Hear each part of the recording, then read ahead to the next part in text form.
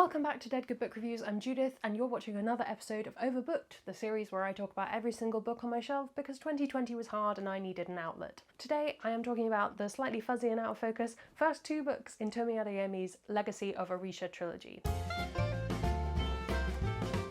Quick disclaimers before we start, I do have an ARC of the first book which was sent to me by a friend, the darling Justine, because she had a duplicate copy. I'm not quite sure how you disclose that because yes, it was free, but it was also kind of a gift, but it was technically from the publisher, but sort of by extension, but I did buy the second book myself with my own cold hard cash. Regardless of the provenance of either book, nobody's paying me to talk about books and all opinions are my own. I'm also going to keep things as spoiler free as I can while still talking about the first two books in a series. If you want to go in knowing absolutely nothing, please click away now. People sometimes comment that it's weird that I also mention this, but obviously I'm a white lady reviewing books that weren't written with white ladies in mind. This is also YA. I'm also not a young adult by any stretch of the imagination anymore. So, with that in mind, I will try and link to some own voices down below if I can find them. If not, I will seek some out in some way, shape or form and they will be in the description. As is fun with this series, I don't know when this video is going up. And I don't know what news about book 3 will be out by the time this video goes up. For reference, I'm filming this right at the start of November,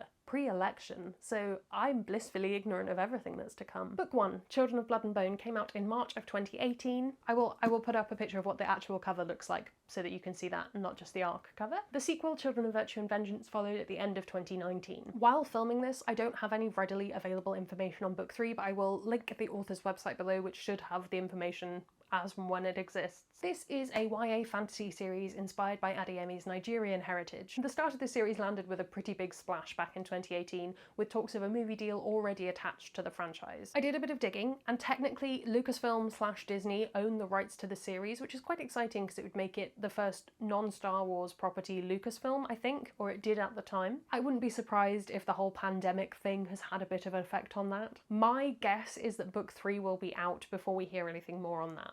But that's not really relevant here because I'm here to talk about the books anyway. Quick about the author. Tomi Adeyemi is a Nigerian-American author currently based in San Diego. She's also a writing coach and a speaker. As I say, I will link her website below if you want to find out any more about her. Children of Blood and Bone follows three point-of-view characters, Zeli, Amari and Inan. Zeli is a young woman who can just about remember when her people had magic, and how much their lives had changed since magic went away and her mother died. She encounters Amari, a runaway princess who is trying to escape from her father, who is the very one oppressing Zeli and her fellow magi. They are pursued by Amari's brother and heir to the throne, Inan, who has his own secrets and a burning desire to make his father proud. Zeli and Amari are on a quest to restore magic and stop the injustice, but with Inan on their tail, will they be able to manage it in time? I don't want to go into the plot of Children of Virtue and Vengeance because it'll probably spoil book 1, but it follows the same characters and it deals with similar themes. It's one of those stories that follows on directly from the events of the previous book. I really like the world building in this series. The characters go to all sorts of different places, to coastal villages, to temples, to cities, everything from those different settings to the different magics that the Magi can possess. It's all well thought out and executed really well. I'll confess to not knowing much about West African culture, yay Eurocentric education, so I can't tell you how much is pulling from that and how much is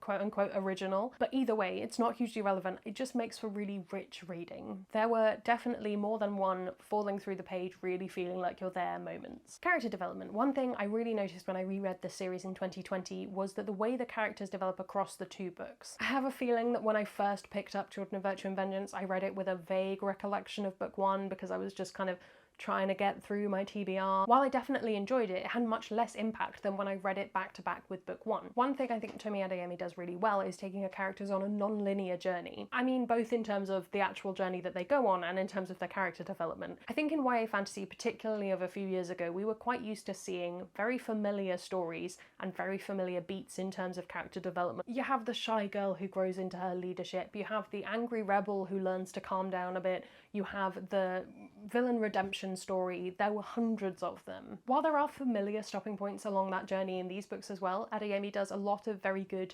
I The only way I can think to describe it is 2 steps forward, 1.5 steps back. It makes the development of these characters feel a lot more three-dimensional and real. It isn't a thing happens and they are different people now. It's something I absolutely noticed on the second time reading, or the third time, I guess, for some of them. There is a temptation to peg this story as kind of generic YA, and I definitely will hold up my hands and say I did that in 2018, but with a bit more of a nuanced eye here in 2020, and maybe a bit more education, hopefully, I would think to myself.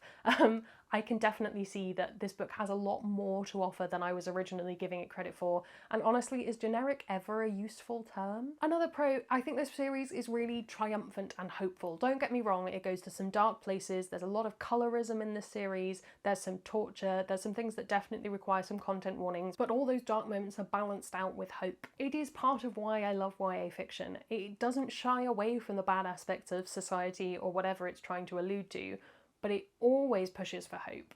Almost always. I probably shouldn't use a definitive there. But it's why YA makes for really good films, because that's what people like to see. That's the kind of stories people go to. With that in mind, I'll be hugely interested to see where book 3 in this trilogy goes. I won't spoil it, but book 2 ends in quite an extreme way. And my hunch is that book 3 is going to be quite different from the first 2 books. That will either be a great thing, or it will be a bit of a Queen of the Tearling kind of situation. We shall see. But books 1 and 2 are definitely worth picking up. On to things you might want to keep in mind if you're going to read this. I have mentioned torture, there is a big content warning for that, as well as colorism. My other thing to keep in mind is, as with quite a lot of YA fantasy, you have to be on board for a YA fantasy romance, along with the slightly unlikely pairings that sometimes come out of that. It's a pretty good take on a familiar trope, which I won't say what it is because it would spoil some of it, I think. And I definitely did like the way it played out in the second book. But if that's something that you don't like in YA fantasy, if that's what puts you off reading it, then you're not going to find something different in this instance. Just a couple of comparisons this time. I will hold up my hands and say I have comparatively few black authors who are currently on my list of books that I frequently recommend.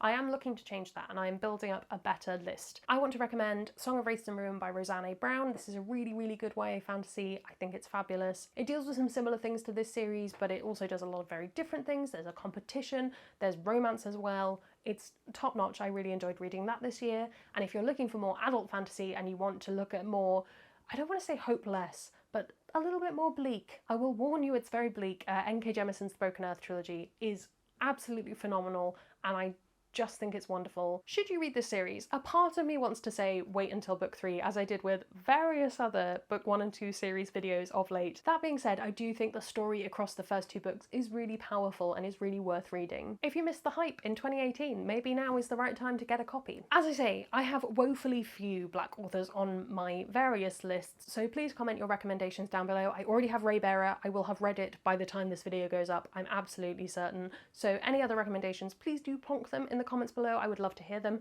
You can also, while you're down there, follow me on all of my social media. You can subscribe. It makes me feel loved and appreciated. Whew, that's all from me, and I will see you in the next one. There's gonna be some bloopers now. This series landed with a